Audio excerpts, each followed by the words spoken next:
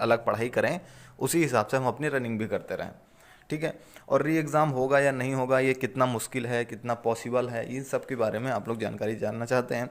और देखिए उससे पहले मैं बता दूं कि कल उत्तर प्रदेश के सीएम योगी जी का इंटरव्यू हुआ था एक न्यूज़ चैनल पर, उसमें उनसे पूछा गया था भर्ती परीक्षाओं के बारे में। तो इन्होंने सभी चयन बोर्ड, जैसे उत्तर प्रदेश अधीनस्थ सेवा चयन आयोग है ना, जितने भी हैं उन सब का नाम लिया, और साथ में उत्तर प्रदेश पुलिस भर्ती बोर्ड का भी नाम लिया, और ये बोला कि कोई भी किसी भर्ती पर भी उंगली नहीं उठा सकता है। तो मतलब मुझे ऐसा लगता है कि अगर योगी जी वापस आ जाते हैं तो री एग्ज़ाम तो भैया बहुत ज़्यादा मुश्किल है, री एग्ज़ाम तो कतई नहीं होगा, ठीक है।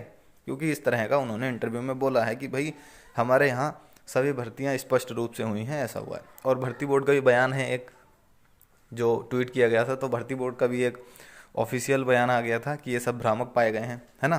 तो इस वजह से लगता है कि री एग्ज़ाम बहुत मुश्किल है। लेकिन बस वो जो कोर्ट केस चल रहे हैं ना, कोर्ट में जो केस वगैरह चल रहे हैं, तो आपने देखा होगा कि अभी किसी भी केस पे पूरी तरह से सुनवाई नहीं हो पाई है ना। जो भी याचिका लगाई गई थी, एक बार भी ऐसा नहीं हुआ कि वो ये याचिका पे पूरी तरह से अच्छी तरह से सुनवाई हो और कोर्ट किसी डिसीजन पे पहुंचे, ऐसा भी नहीं हुआ है।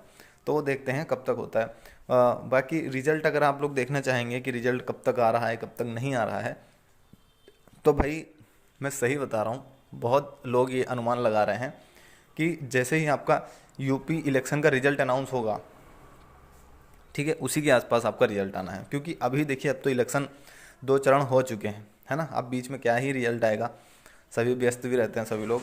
तो आप मान लीजिए जैसे इलेक्शन ख़त्म होगा, मान लीजिए इलेक्शन ख़त्म हुआ तब भी आ सकता है आपका रिजल्ट, ठीक है। इलेक्शन के रिजल्ट से पहले भी आपका जो है यूपीएससी का रिजल्ट अनाउंस हो सकता है, ठीक है। तो इसमें मतलब बिल्कुल भी कन्फ्यूज़न आपको बनाकर नहीं रखना है। और बाकी वो आपको मैनेज करना है भाई। क्या चीज़ मैनेज करना है कि आप जो रनिंग वगैरह कर रहे हैं, ठीक है, रनिंग आपको किस तरह से करनी है कि आपकी जो है पढ़ाई डिस्टर्ब ना हो। क्योंकि मैं ऑलरेडी बता चुका हूँ कि आप वैकेंसी 9,534 पदों पर है, जबकि पेपर 7.5 लाख बच्चों ने दिया है। तो 7.5 लाख बच्चों का जो है सिलेक्शन नहीं हो जाएगा। और ऐसा भी नहीं होगा कि जो आंसर की में ज़्यादा मार्क्स लाया है उसका सिलेक्शन हो जाएगा। नॉर्मलाइजेशन होगा, ज़्यादा वाला कम पर भी आएगा और कम वाला ज़्यादा नंबर पे पाएगा, ठीक है।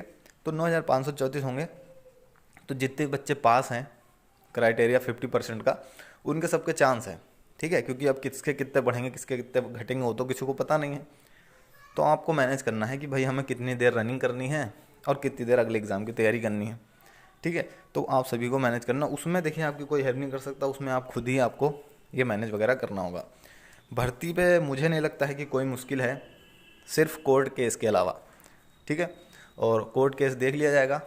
ज़्यादातर तो यही रहा है कि कोर्ट ने भी भर्ती बोर्ड के पक्ष में ही फैसला सुनाया। अब भाई 2016 का देख लो, है ना, सुप्रीम कोर्ट ने भर्ती बोर्ड के पक्ष में ही फैसला सुनाया है और उनके लाए हुए जो भी रिजल्ट था उनको सही ठहराया गया था, ठीक है। तो ये सब बातें आप लोग ध्यान में रख कर चलिए।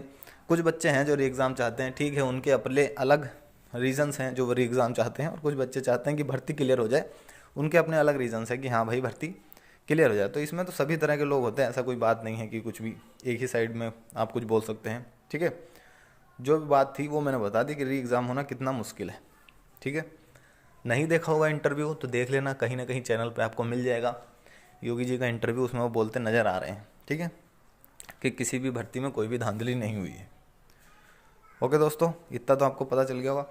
और देखिए अब कोई भी अपडेट आएगी, अब आपको पता है कि कोर्ट केस अब 21 फरवरी को अब आपकी सुनवाई होगी। आपका जो कोर्ट केस था यूपीएससी वाला, है ना, वो 21 तारीख को होगी। अब 21 तारीख को देखते हैं कि नंबर आता है, सुनवाई होती है या नहीं होती है, या फिर इसी तरह से टल जाती है ना। तब क्योंकि एक साइड में सभी बच्चे परेशान हैं कि बाकी सब तो ठीक है, ना ही भर्ती बोर्ड ये भर्ती में नकल वकल हुई है ऐसा कुछ मानने को तैयार है, ना ही सरकार। सिर्फ अगर कोर्ट केस में कुछ हो सकता है गड़बड़ तो उसी में हो सकता है बस, है ना। तो सबकी नज़र जो है कोर्ट केस पे दोस्तों टिकी हुई है। और देखिए अगर अभी तक किसी ने सब्सक्राइब नहीं किया है तो सब्सक्राइब कर दीजिए, बेल आइकन को भी प्रेस कर दीजिए, है ना, ताकि आपको आगे भी इसी तरह से लेटेस्ट अपडेट मिलती रहे। और देखिए कुछ बच्चे पूछते हैं कि 829 वैकेंसियाँ हैं दरोगा की जो आनी है।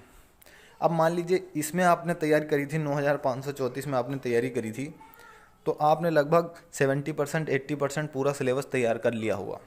ठीक है, अगर इसमें रह जाता है तो फिर आप इसमें 829 वाली में फोड़ सकते हैं, अच्छे नंबर ला सकते हैं, है ना।